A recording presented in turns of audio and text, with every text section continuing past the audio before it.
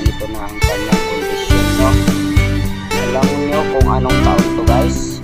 Malaman, 1968 guys, na taon to. 1968 guys.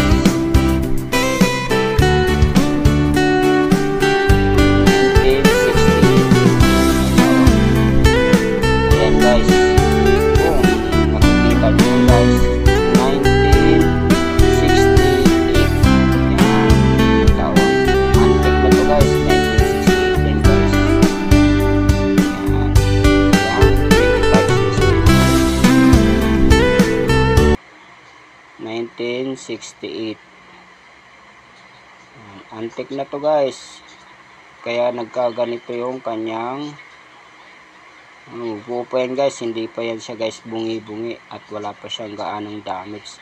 Talagang nag-ano lang siya, naging kulay black siya, no? Maganda pang coins na to, antik na siya eh.